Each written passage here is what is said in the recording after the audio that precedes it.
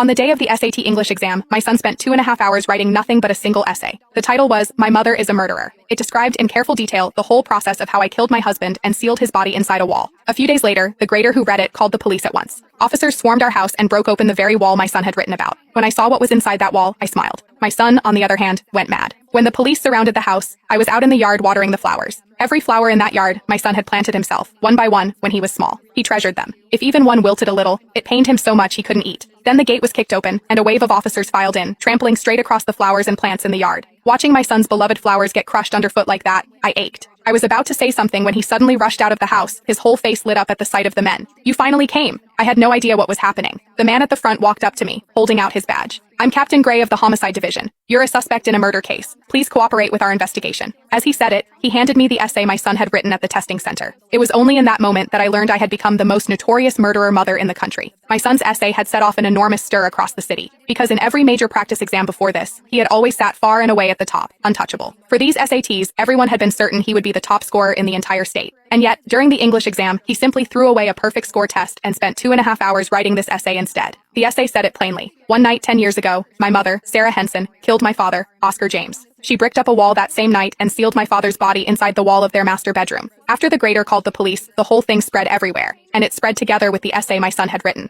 Everyone was talking about the presumptive top scorer who threw away his SATs and used his own future to expose in an essay that his mother was a murderer. And I was the last to know. I stared at that essay for a long time, and the longer I looked, the harder my hands shook. I knew my son's handwriting, but what it said, I couldn't accept. I looked at my son and asked, my voice trembling, "You wrote this?" He looked back at me without any expression. "Yes, I've waited too long for this moment." A sharp pain shot through my chest, as if something had stabbed into me. "So these 10 years, all that hard work, was just to get back at me like this?" His eyes were cold on mine. "That's right. Only this way would my essay be taken seriously. Only this way would everyone find out you're a murderer." Looking at this child I had raised for 18 years, I suddenly felt I didn't know him at all. All this time I'd believed he had grown up, that he understood now, that he had learned to take responsibility for his own life. But it turned out he had spent 10 years of effort honing himself into the sharpest possible blade. All so that today, he could drive it straight into me. The police hadn't come alone. A crowd of reporters and online streamers had rushed in with them. Now every camera was trained on me. Some were live streaming, some were pushing microphones at my face. "Ms. Henson, your son wrote all of this in his exam essay. Do you have anything to say about it? We've heard your husband vanished suddenly 10 years ago and has never been found. Is it true that you killed him? Your son was the favorite to be top SAT scorer, yet he chose to throw away the SATs just to expose your crime with his own hands. How does that make you feel? Can you tell us why you murdered your husband?" Each reporter's question was sharper than the last. The livestream was exploding, the viewer count breaking 100,000, the comments scrolling by uglier by the second. It was as though everyone had already decided I was the woman who'd killed her own husband. I lifted my eyes to the cameras and said evenly, "It's just an essay a kid scribbled down. No proof, nothing behind it, and you all actually believe it?" The words had barely left my mouth when a voice cut up out of the crowd.